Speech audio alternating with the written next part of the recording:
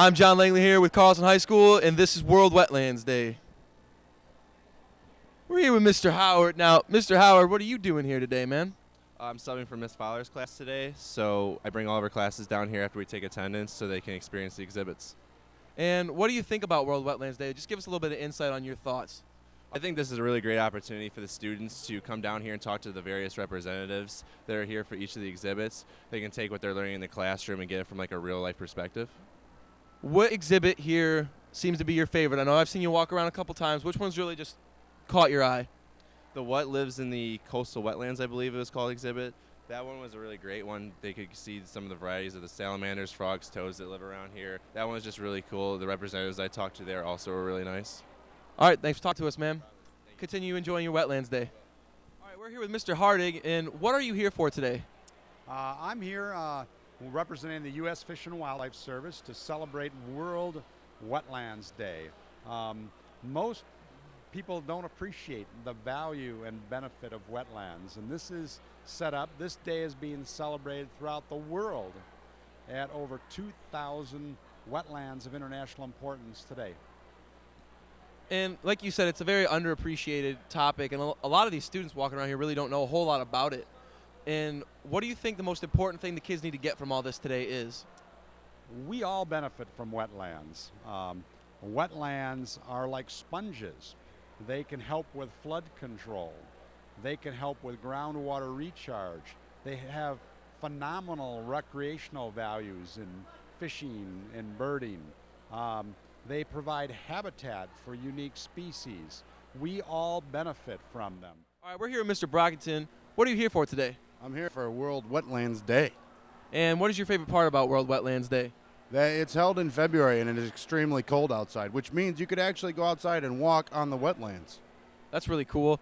Now, a lot of the kids here don't really know a whole lot about the wetlands and all that stuff. What do you think the most important thing they need to get from it today is? We need wetlands. If we don't have wetlands, the world as we know it will end tomorrow. That's crazy. Now, I know that you've walked around here and thoroughly observed every exhibit. Just give us a little bit of insight on what you get from all of this. My insight is that this truck over here has like 8 tires plus tank treads, and that would be an awesome addition to the band. We're here with Mr. Baumann. Mr. Baumann, what are you here for today? I am here to showcase our salmon project that we're doing at Weiss Elementary. Our 4th graders are raising Chinook salmon with the Michigan Department of Natural Resources. That's really cool. Today is Wetlands Day, and a lot of the students actually that come through don't really know a whole lot about it. And there's a lot of stuff here that they can take in. What do you think it's really important that they get out of this today? They really need to focus on their impact on nature. Everything we do impacts nature one way or another, and with our project, I try to have them focus on the benefits of raising fish, taking care of the water, keeping it nice and clean, and stocking locally. Everything that we do impacts our environment. So I got to say this is an awesome event, and if they could take one thing out of it, definitely whatever we do impacts nature. What seems to you to be your favorite part about celebrating this day and just like letting everybody know that it's important? My favorite part is I like coming over here and showcasing our work. Today I got to bring our students over, and they got to talk about our project with all the high schoolers, middle schoolers, and I like coming back over here and seeing what everybody else brings to the showcase. So, out of all the other exhibits that are here today, which one do you think is your favorite? Well, other than mine, I like the sturgeon down there. I think those are pretty cool, and most kids don't, know much about sturgeons, so definitely check out the tank down there. That's pretty cool. So we're here with the superintendent. What are you here for today? I'm here to support the staff and the students and to see the great things that are coming our way. And what's your favorite part about Wetlands Day? I think my favorite part is the involvement that the kids can have to see what's out in the environment all around us, not just here locally, but even across the state and across the nation, across the world. Just to recognize that we are part of this whole global society. And so my favorite part, I guess, is watching all of that interaction with students and the individuals who are here representing their organizations. Now, wetlands isn't something that's talked about a whole lot, so what do you think is really important that the kids get from all this today? I think I would have to say awareness. Just as I said earlier, the fact that it's all around us, and we really need to be aware, not just what's happening here in the marsh behind us and and around, but you know, the whole Ramsar convention, you know, all across the world. You heard it here first, folks. Thanks for talking to us today. Thank you. Well, Mr. Stevenson, what are you here for today? What? Man. We're here with Mr. Stevenson, Carlson's principal. Mr. Stevenson, what do you think the most important thing about Wetlands Day is? Well, the fact that we're celebrating, this is our 4th annual World Wetlands Day here, is just a wonderful opportunity for our students. We are probably one of only very few places in the United States that celebrate World Wetlands Day because we're surrounded by wetlands, and it commemorates the 1971 Ramsar Convention that in Ramsar, Iran, where the nations of the world came together and they said, we really have to start putting aside our valuable wetlands because they are so important. And people think, oh, that's a marsh or that's something, but it's really critical to the development of a healthy environment and a healthy ecosystem that we all need to work to preserve. So that's one of the reasons we're here. So. Now, wetlands is not talked about a whole lot by really a lot of people, and there's a lot of people that don't really know a whole lot about it.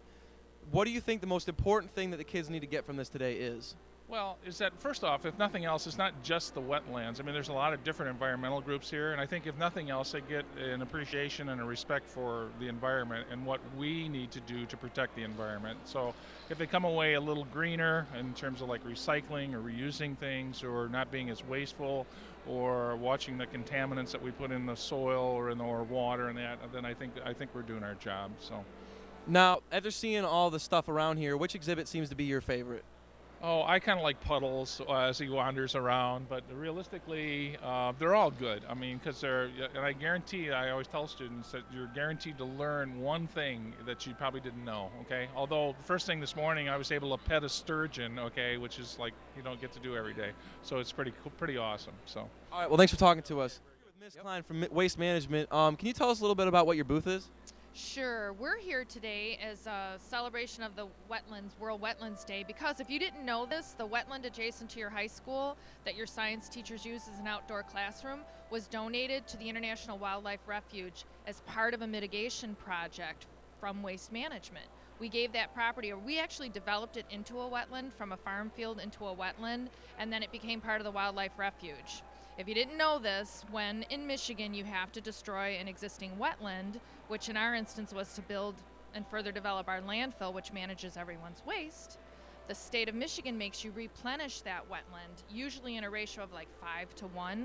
So you guys benefited with a beautiful wetland that you can use as an outdoor educational facility as a result of that, okay? Wetlands, you really aren't talked about a whole lot in like the news and more broader things like that. What do you think the most important thing the kids need to get from today is? Oh, I've got a really good information sheet to hand out to anyone who's interested. Kids have got to get reconnected to the outdoors. They're spending way too much time in organized sports or in front of computers with video games, and if you don't connect to your natural environment, you're not going to be as good of a steward of it. And it also has to do with left brain, right brain development. Believe it or not, your imagination develops more when you get outdoors and just let nature interest you than when you have information fed to you. So it's a really important aspect. All right, thanks for talking to us today. Thank you very much. We're here with Mr. Shiet. Mr. Shiet, what are you here for today? Well, I'm a fish biologist for the Alpena Fish and Wildlife Conservation Office, and a lot of the work that the Fish and Wildlife Service does is to protect native species in the Great Lakes, and our office primarily works in Lake Huron and the Huron-Erie Corridor, which is southern Lake Huron, St. Clair River, Detroit River, western Lake Erie. So today I'm here talking about some of the lake sturgeon work and other work that our office is doing. What do you think, because a lot of people don't know about wetlands, and a lot of these kids that are coming through here don't know a whole lot about this stuff. What do you think the most important thing that they really need to get from this is today? I think the most important thing is just that wetlands are important. I think wetlands overall are probably decreasing throughout the United States, and the importance of wetlands in protecting native, not only fish species, but other aquatic species and animal life is really important. So if the kids today can take home that wetlands are important to maintain ecological diversity and biodiversity, I think that would be a good thing for them to learn. What do you think the most important thing they need to get from it is today? I think the most important thing is just conservation of property. We like to have awesome homes, big homes, and we really need to realize if we cement over everything, it's going to be just a hot mess. We need to make sure we protect our environment, and that doesn't mean that we have to, quarantine off of every area and not hunt or anything like that. We actually, it's important to have your home and your property, but also have a place to play. And after walking around, you've walked around a couple times and seen all this stuff. Which one of these exhibits really just catching your eye? Like, what is your favorite exhibit here? All right, well, I've got a couple faves. I love the Marshmaster because that thing is awesome. Did you guys take some video of that? You've got to go outside and see the Marshmaster. It's outside. I want to go do a hot lap in it.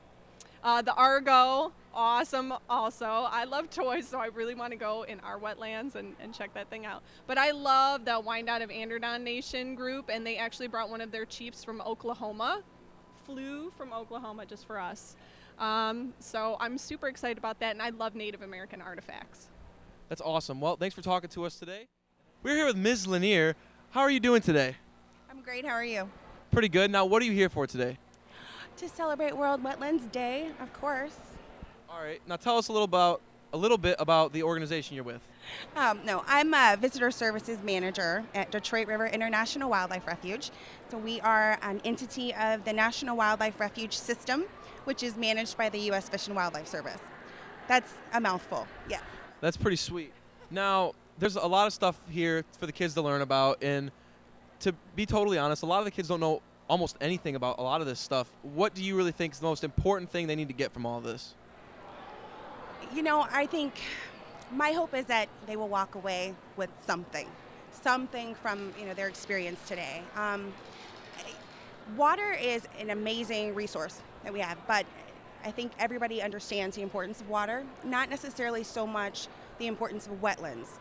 And Ramsar and World Wetlands Day really helps us to put those two together. So I think that hopefully students will walk away with an understanding that it's incredibly important for us to take care of our wetlands, and not just in southeastern Michigan, but around the world. So Right, because it is international, correct? Right. Do you know how many wetlands there are all across the world? No. No, I'm not exactly sure, unfortunately, but I can say that there are 34 wetlands of international importance in the United States. And Humbug Marsh, which is actually a unit of the Detroit River International Wildlife Refuge where I work, is the only Ramsar site in Michigan. That's really cool. Now, you've been here for a while, kind of all day. Which one of these exhibits, obviously besides your own, which one is your favorite? Ooh, I'm enjoying the artifacts that the Wyandottes have brought, Wyandottes of Anderson, and that's been really interesting. But everybody's got something fantastic to display, and I think the passport activity has been really helpful this year.